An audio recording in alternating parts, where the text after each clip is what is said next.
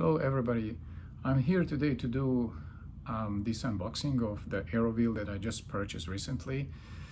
But before we headed there to start unboxing itself, let me tell you a little bit background and reason why I started looking in this wheel in the first place. So I'm doing triathlon races, mostly Ironman brand and some local ones. I'm based in Midwest in US. It's pretty flat here, and most of these races are either little hills or flat. We do have some wind here, but nevertheless I've seen people using quite a bit of Aero wheels, right? So I figured like, hey, maybe I can look up and try. I just wanted to try and look into rentals and at the events, and it was expensive. At least an Ironman event we're looking somewhere around $250 plus tax to rent a wheel for a couple hours, so quite expensive. So then I started looking on eBay. Maybe I can get something used. I purchased carbon wheels before used, and they lasted quite long for me, and I still have them. So I was pretty happy with that. But unfortunately, with my bike, that's actually disc brake, TT bike, I just couldn't find Aero wheel, carbon Aero wheel with disc brake versions. There's plenty of rim brake out there, but nothing that I needed. So I started looking in new ones for a little bit, but the price is just amazingly high. We're talking about 3,000 or so, all depend what deal and etc. But Zip, Mavic, what's the other one that I look at, the DC Swiss, and a bunch of even cheaper ones, but they're still, we're talking about $2,000 or so. And in that research, I actually stumbled across Aeron wheels reference in some of the forums. And I looked up their website, and it looked very impressive. The website itself, they're based in Poland, and the website looks pretty good, very professional. And I started reading about this Aeron X, and that's their latest version, the latest iteration. So the company's been around for about 10 years, I think. And they did start developing and building Aero wheels. Now they have the whole portfolio of carbon wheels with different dimensions and things like that. So, and they all look pretty great on at least on the website, and the numbers are impressive. So I started again looking into this Aeron X wheel. Looked great, and then I decided to pull the plug, and I ordered it last Saturday, and today is Friday, so I got this wheel in 4 days from Poland. The wheel is built in Poland, so it's not something that's built in Asia and then kind of delivered through this company. So they have local shop in Poland, and they're building themselves. So looks fantastic on a web, and all the forums that I read, they talk really great about it. So let's find out. All right, so here's the box that arrived, as I said, impressively fast, and it came in pretty perfect condition. It was delivered by DHL in, as I said, 4 days. Box looks undamaged anywhere, so very good service. It has this label here indicating it's fragile item, so I'm super happy with that. It's very light, so that's promising. It's lighter than what I would expect just without seeing it to lift it. So let's start opening it up and see what we are getting inside. So I'm super excited to check it out and eventually try this wheel. All right, so let's open it up. We'll just cut through this.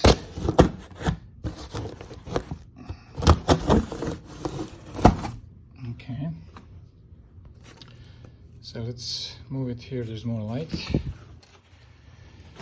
Okay, so let's see what we got inside. Well, this is pretty neat. I like how they packaged it with the wheel kind of put diagonally in the box so it doesn't move. Pretty clever way of probably fairly cheaply securing the wheel in the box to protect from just playing and moving around in the box itself. So let's pull it up and see what we get. So wheel is in that foam, and let's look at this. What's in this plastic bag?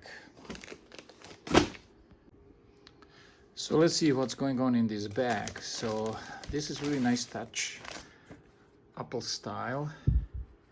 So this little bit of manual, some sticker, Aeron, the name of the wheel, some safety rules, very professionally done, I should say. Very nicely done instructions how to treat the wheel. The weight, 120 kilograms total weight, 7.5 bars maximal tire pressure. Obviously everything is based on units used in Europe, so very well explained without much verbiage. So this is great, I like it. Okay, so that's that.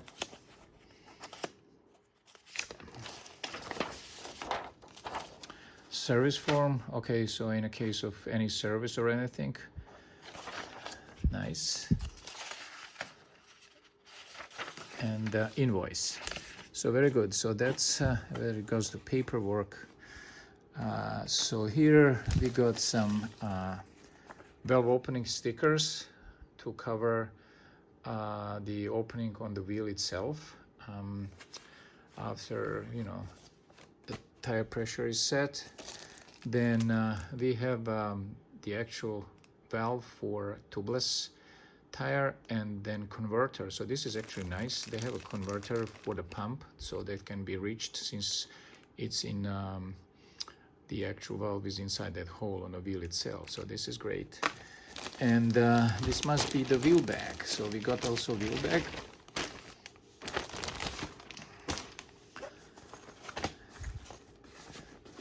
This is nice touch. So really nice wheel bag to carry it around. So this looks great. Let's look at the wheel now.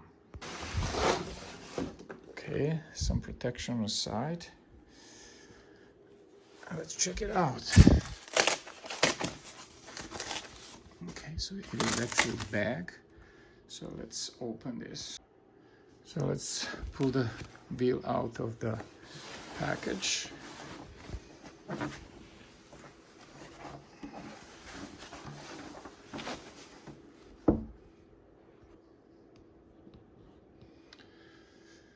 Okay, here we go. And here's the wheel. Looks very nice. Looks really great. Black, there's an options for these X sign to be in different colors. Obviously I opted for black on black.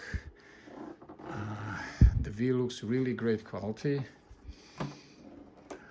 Let's look at the other side. It's a symmetrical design, obviously. The bearing itself is ceramic, so that should be really smooth spinning.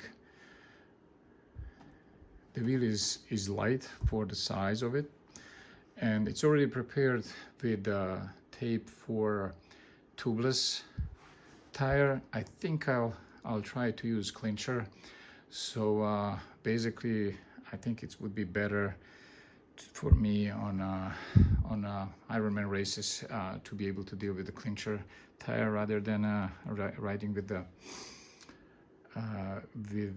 tubeless. At least that's the plan. So we'll see. I'll talk to my local bike shop to see what they recommend. But the wheel itself looks really great. Okay, so there's already one sticker here for the opening for the valve. It's already installed. Really professionally done, I would say. I just like look at it. So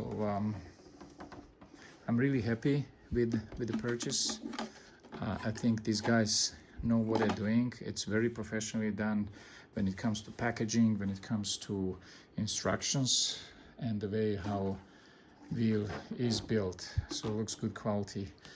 I'm as I said, I'm very happy. So this is gonna go on this guy.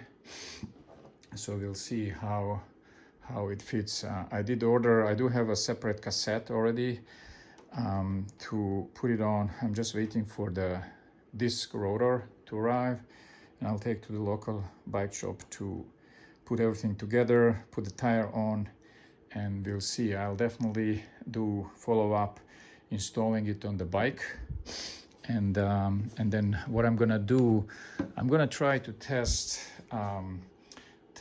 indoor before the weather kind of improves here in Chicago. I'll try to test performance of the wheel using the trainer. So what I'm gonna do is I'll try to set at the same power output and see what the speed is. Maybe some basic tests I will try to do, and I'm running Peripheral Studio software, so I'll be able kind of to track my numbers on the screen and see how that goes. And then of course, once the weather improves, which should be in the next few weeks, I'll get that thing out and then kind of hammer it down on local roads and see how it performs. So I'm super happy with the purchase. I'm looking forward. I have my first of the season half Ironman race in June.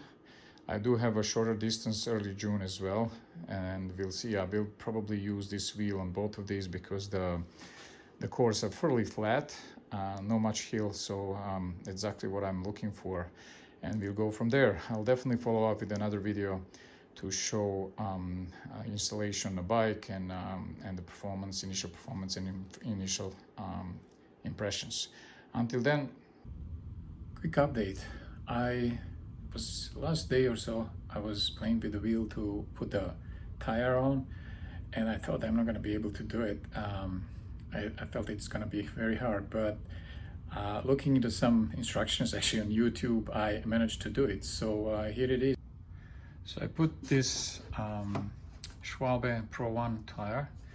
So at the beginning it was very hard, but then looking instruction, making sure that actually tire is in the middle before I can pull the last piece on the rim. So it kind of worked, and actually I made it on without even using levers, so that was great. And then I did put my cassette I have. It's 1128. I think it's gonna be right for this application for fairly flat courses. The only thing I don't have yet is the rotor, disc rotor.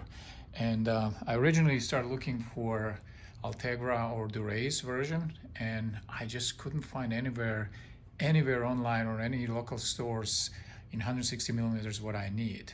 So basically I decided to replace all my rotors to be all the same.